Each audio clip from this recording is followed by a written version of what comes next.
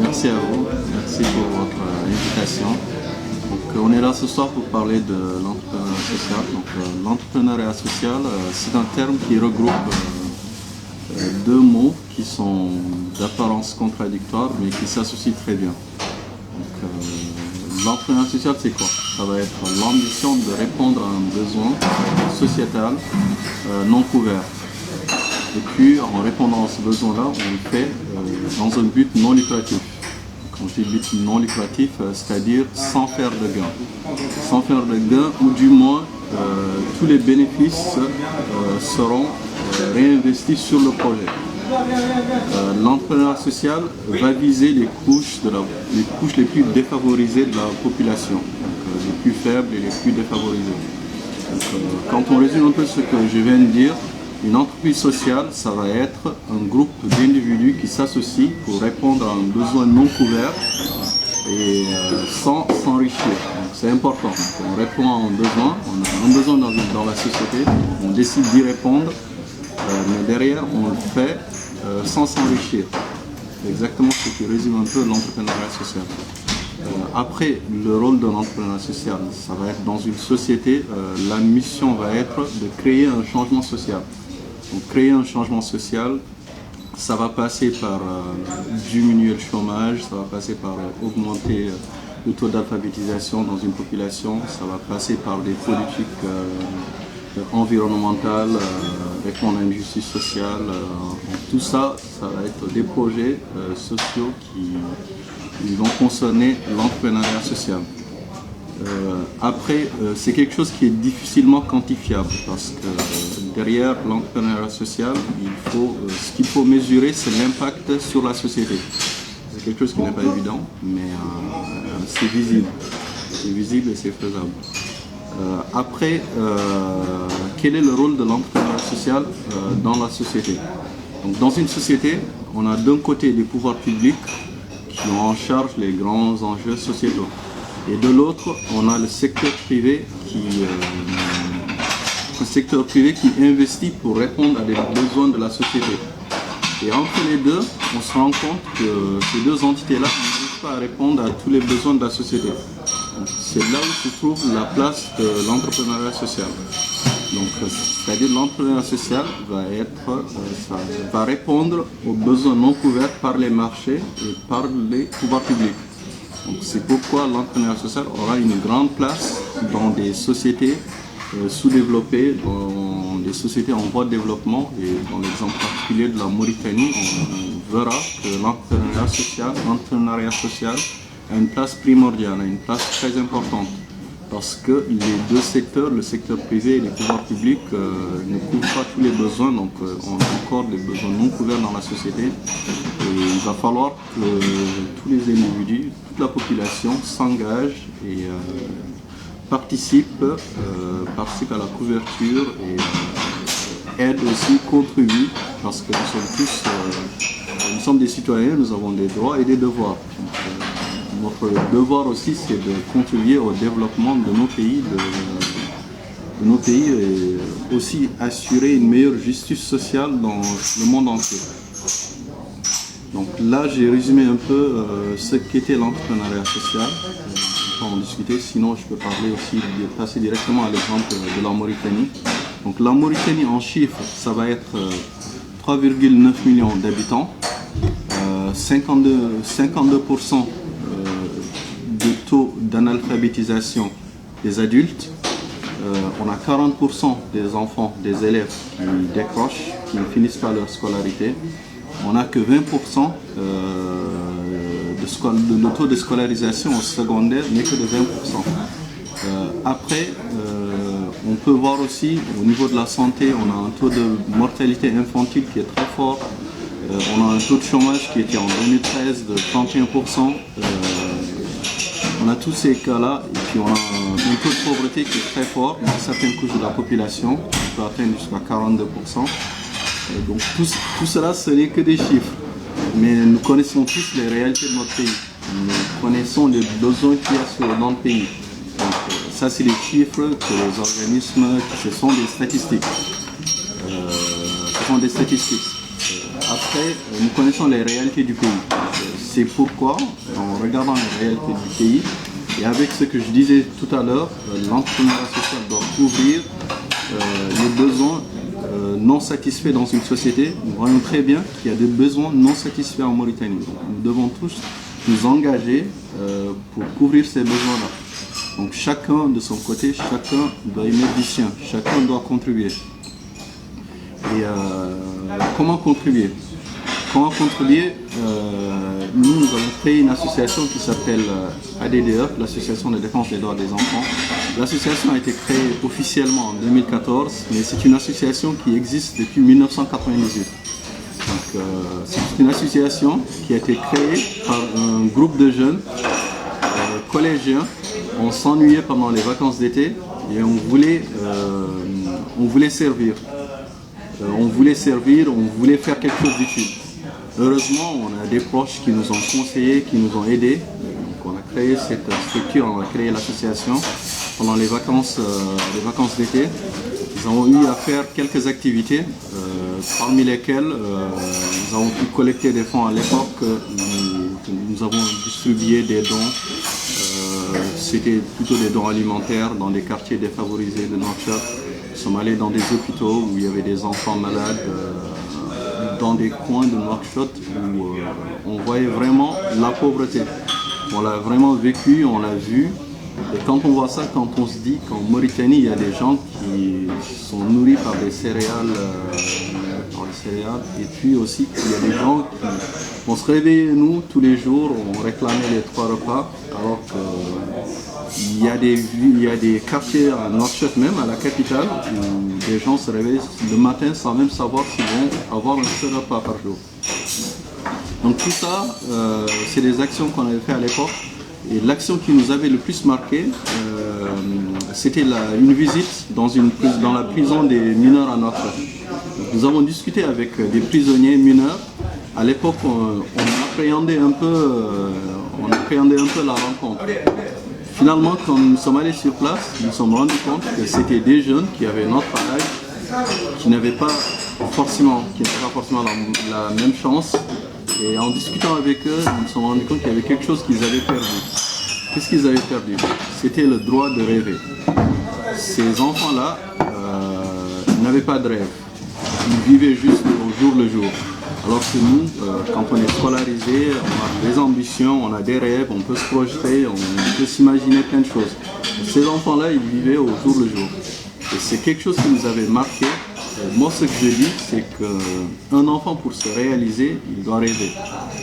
S'il ne rêve pas, il ne va pas se réaliser, il n'ira pas loin. Donc, et l'enfant, l'un des droits de l'enfant, c'est qu'il doit rêver et il ne doit pas faire des choix dans sa minorité.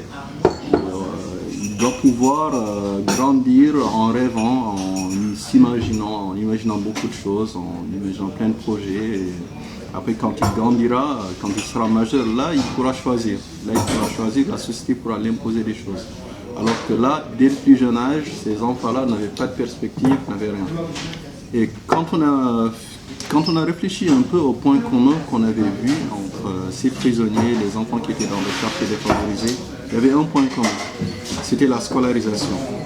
Ils étaient tous en échec scolaire. Donc en y pensant, on s'est dit, il y a peut-être une clé. Peut-être que la clé, c'est la scolarisation, au moins pour donner des perspectives d'avenir à ces enfants-là.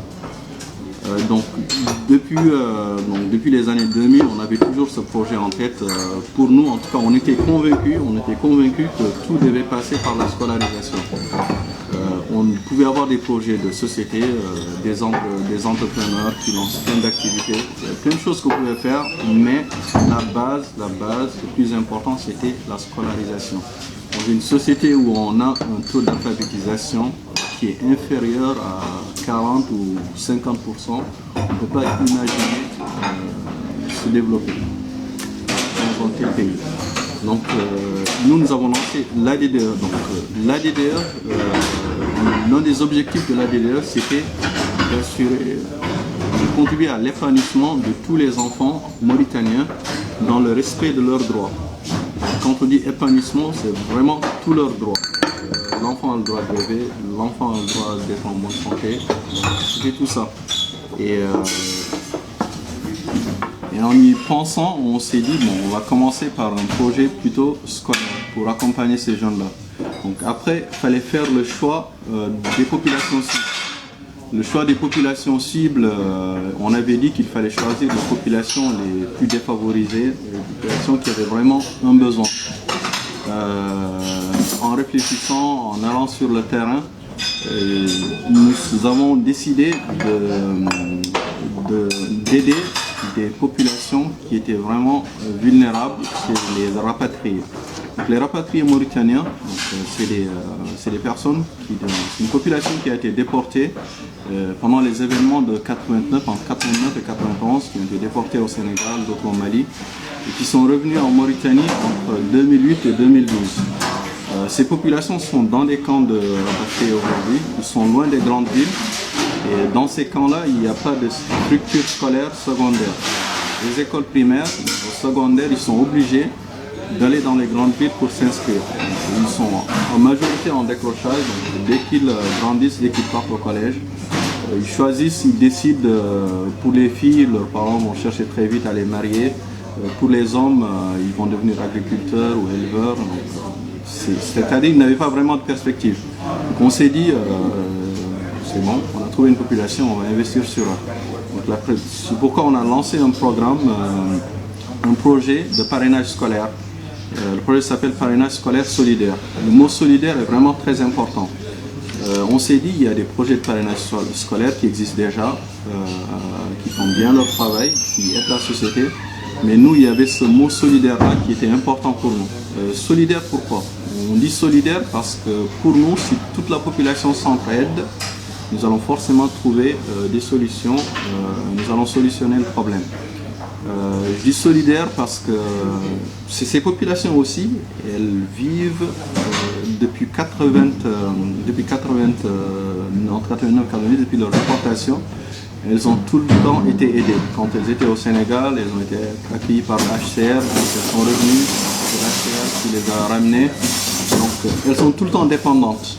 Donc ce qu'on a voulu, ce qu'on veut aussi faire, nous, notre objectif, c'est de dire à ces populations-là, vous ne devez plus être dépendants, vous devez être autonomes. Vous devez être autonomes. On veut aussi les aider dans leur réinsertion dans le pays. Parce que ce sont des Mauritaniens qui ont subi une injustice, on veut la réparer, allons jusqu'au bout. Mais il faut qu'ils comprennent aussi qu'ils ont une part de responsabilité, ils doivent aussi s'investir, ils doivent aussi se bouger, ils doivent faire quelque chose aussi pour eux-mêmes. Ils ne doivent pas attendre qu'on les aide. Aujourd'hui, c'est très facile. On a les Nations Unies qui font très bien leur travail, mais pour moi, dans un monde idéal, où les États sont responsables, où la paix règne, les Nations Unies n'ont même pas le droit d'être. Les Nations Unies, aujourd'hui, c'est un organisme qui est financé par les États. Qui est financé par les États pour aller intervenir dans des États. Les Nations Unies ne créent pas d'argent, ce n'est pas une banque, ce sont les États qui financent les Nations Unies. Après, l'argent revient sur des projets qui réinvestissent dans des États. Donc si tout se passait bien, si la paix régnait dans le monde, les Nations Unies n'existaient pas. Mais on connaît notre monde d'aujourd'hui, on sait qu'ils ont vraiment leur place. Ça, on n'en discute pas.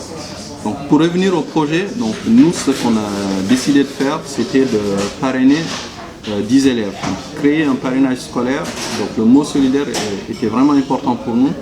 Ce qu'on dit, on dit à une personne, à un parrain, qui prend en charge un élève, eux, leur besoin c'était quoi?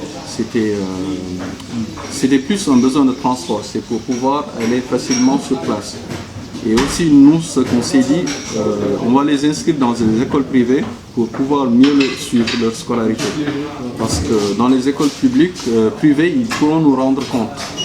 C'est-à-dire, on leur dit, on inscrit un élève, derrière, on veut un vrai suivi.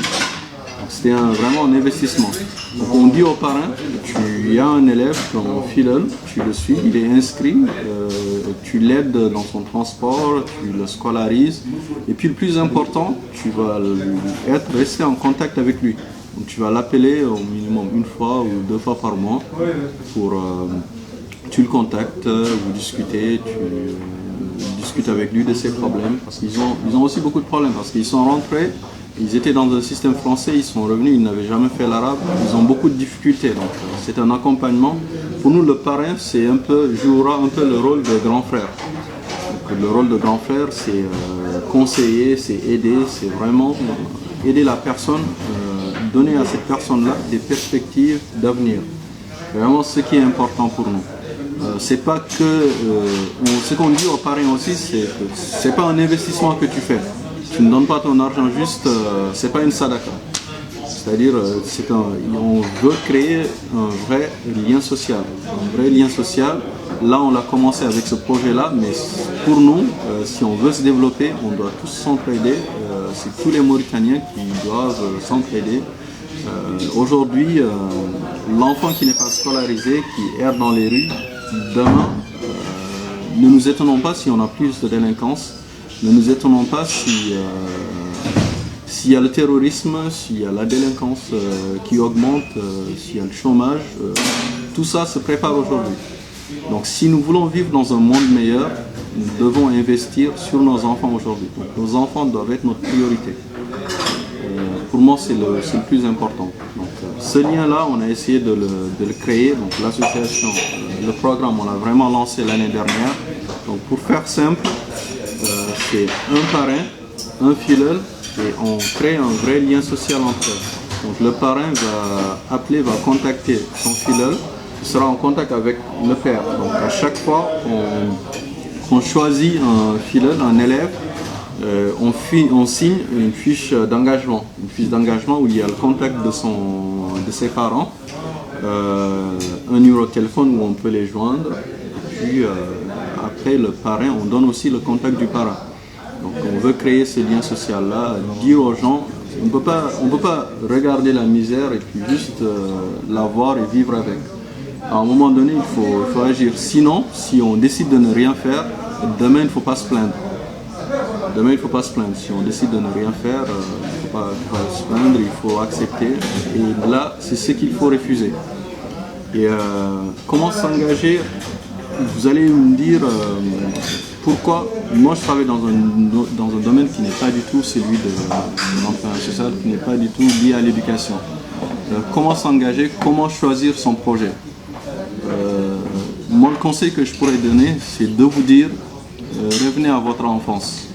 Revenez à votre enfance, à votre innocence. Quand vous étiez innocent, quand vous ne faisiez pas de calcul, quel était l'idéal de société pour vous?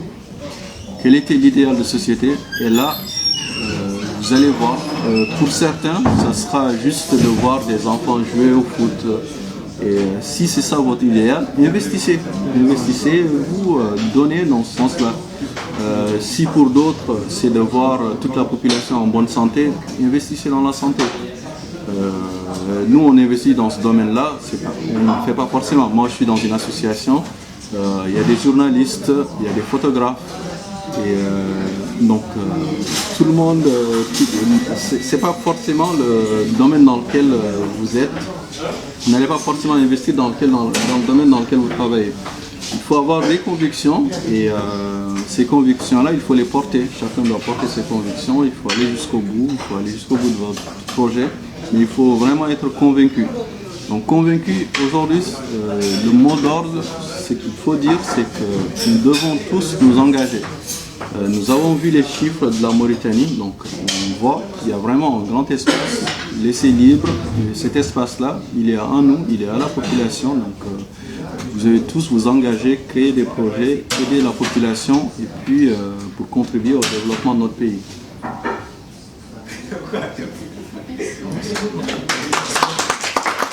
Merci.